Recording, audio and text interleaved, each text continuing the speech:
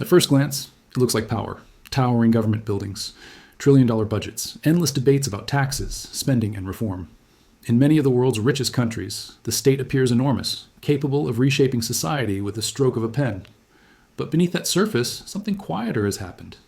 In country after country, governments have lost control of their own budgets. Not because of corruption, not because politicians suddenly forgot how to govern, but because most of the money is already spoken for, locked in by past promises, legal obligations, and political red lines that no one dares to cross. Interest on debt, pensions for aging populations, healthcare systems stretched by longer lives and expensive technology. And now, once again, security and defense in an unstable world. Together, these costs run on autopilot. And as they grow, they quietly squeeze out the future. In many advanced economies today, 70% or more of public spending is effectively untouchable. Governments can argue endlessly about priorities, but in practice, they are managing a shrinking slice of discretionary money. So taxes rise, services stagnate, younger generations feel trapped, and politics grows angrier by the year. The question is no longer whether governments spend too much or too little. The real question is far more uncomfortable. How did the richest societies in history end up with budgets they can barely control? To understand how we got here, we need to rewind, not just a few years, but several decades, to a time when public budgets were far more flexible. After World War II, many advanced economies built modern welfare states from scratch. Pensions were expanded. Public healthcare systems were created or enlarged. Education and infrastructure spending surged. At the time, these commitments were affordable. Populations were young, growth was strong, debt levels were low, and interest rates were falling for decades. In that environment, governments could make long-term promises with confidence. Tomorrow would be richer than today. A growing workforce would support retirees. Rising productivity would pay for better health care. And borrowing felt almost painless. For a while, the system worked. But slowly, almost invisibly, the foundations began to shift. Demographics changed first. Fertility rates fell across the developed world. People lived longer, healthier lives. What once looked like a temporary demographic bonus turned into a permanent structural burden. A pension system designed for a society where people retired for 10 years now had to support retirements lasting 20 or 30 years. Healthcare systems built for acute illness had to manage chronic disease at scale. At the same time, governments accumulated debt, not always recklessly, but steadily. Recessions, financial crises, tax cuts, wars, and stimulus packages all added layers to public balance sheets. Still, nothing felt urgent. Interest rates kept falling. Debt servicing costs remained manageable. In some countries, governments even paid less interest as debt rose, reinforcing the illusion that borrowing had no real limit. Budgets expanded, promises multiplied, and the idea that some spending might one day become unaffordable was quietly dismissed. Then the world changed. Inflation returned. Central banks raised rates, and suddenly debt was no longer cheap.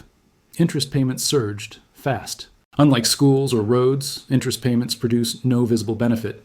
They don't educate a child or heal a patient. They are simply the cost of past decisions, payable every year, regardless of economic conditions. In some advanced economies, interest is now one of the fastest growing budget items, rising faster than defense, infrastructure, or education. And unlike most spending, it cannot be renegotiated. Miss an interest payment and markets respond immediately. This is the first lock on the budget. The second lock comes from pensions. Pensions are not just a line item, they are a social contract.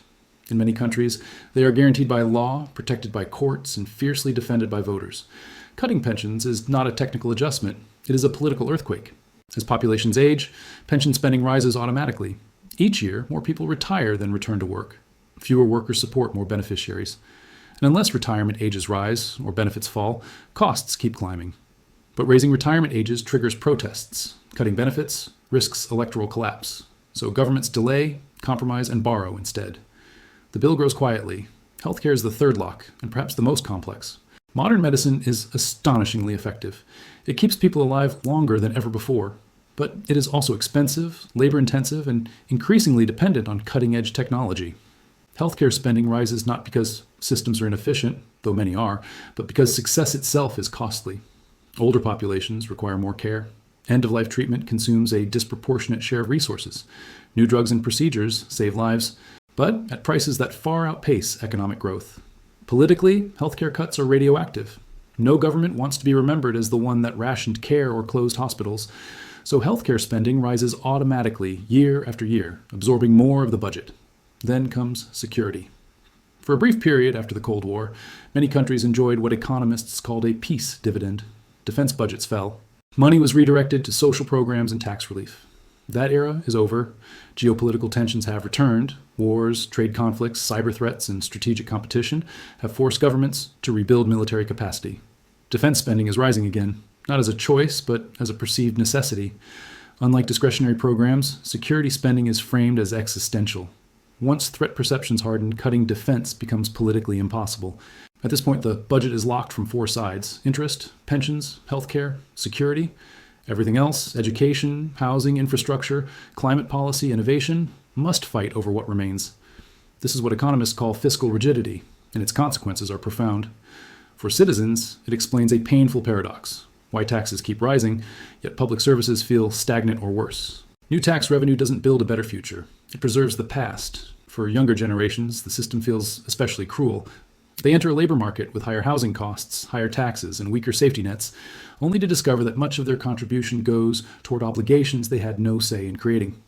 For politicians, fiscal rigidity turns governance into crisis management. There's little room for long-term planning. Every shock, pandemics, recessions, climate disasters, must be financed with more debt, further tightening the constraints. And politically, the effects are explosive. When governments appear unable to improve living standards, trust erodes. Voters grow cynical. Extremist movements gain traction by promising simple solutions to structurally complex problems. The system feels unfair, because in many ways it is, but this is not a story of villains and victims. It is a story of incentives. Past generations acted rationally in their context. Politicians responded to voters. Borrowing was cheap, growth was strong, promises felt safe. Today's leaders face a different reality, but inherit the consequences. Looking across countries makes this even clearer. In some places, aging is the dominant force. In others, debt dynamics dominate. Some rely on immigration to slow demographic decline. Others resist it politically. Some raise taxes aggressively. Others tolerate higher deficits. Yet the pattern repeats. The more locked the budget becomes, the harder reform gets. And the longer reform is delayed, the more painful it eventually becomes. So what are the options? There are no easy answers, only difficult trade-offs. One path is growth.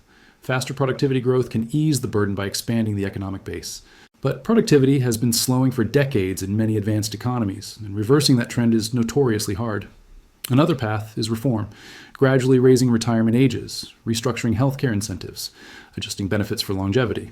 These measures work best when implemented early, and provoke the least resistance when framed as long-term sustainability rather than austerity. A third path is inflation. By eroding the real value of debt, inflation can quietly redistribute burdens. But it also punishes savers, destabilizes trust, and risks becoming uncontrollable. A fourth path is borrowing, continuing as before. This buys time but narrows future choices and increases vulnerability to shocks. Most countries will likely pursue some combination of all four. The real danger lies not in choosing imperfect solutions, but in pretending the problem doesn't exist, because fiscal rigidity doesn't announce itself with a single crisis. It tightens slowly, year by year, until governments find themselves unable to respond when it matters most. In the end, this is not just a budget story. It is a story about intergenerational trust, about how societies balance promises to the past with obligations to the future, about whether democratic systems can adapt when yesterday's guarantees collide with tomorrow's realities. The locked budget is not destiny, but unlocking it requires honesty, courage, and a willingness to confront trade-offs that have been postponed for far too long. The longer those choices are delayed, the fewer options remain. And when the next crisis arrives, as it inevitably will, the cost of inaction will no longer be theoretical. It will be paid in lost opportunities, fractured politics, and futures quietly foreclosed. Sometimes, the most dangerous crises are not the ones that explode overnight, but the ones that slowly remove our ability to choose. There's a moment in many democracies today when the budget stops feeling like a spreadsheet and starts feeling like a moral dilemma. It happens quietly, often in a parliamentary committee room or a late-night cabinet meeting. Officials scroll through projections, showing that next year's revenues will be higher, yet again, and still the room feels tense, because everyone knows where that money will go. Not to fix crumbling schools, not to build affordable housing, not to invest in the technologies that might define the next generation of growth. It will go to obligations already written into law. This is where fiscal rigidity turns into political paralysis. When almost every dollar is pre-committed, governing becomes an exercise in managing disappointment. Every constituency feels ignored. Teachers are told to wait. Young families are told to be patient. Infrastructure is postponed. Climate goals are delayed, and each delay compounds the next. And for voters, the experience is disorienting. They are told their country is wealthy, productive, and technologically advanced. GDP numbers confirm it. Corporate profits soar. Stock markets reach record highs. And yet, daily life feels more fragile. Public services deteriorate. Housing becomes unaffordable. Taxes rise in ways that feel invisible but relentless. This gap between macro success and lived reality is where trust erodes. People stop believing that higher taxes will lead to better outcomes. They stop believing that elections can meaningfully change policy direction.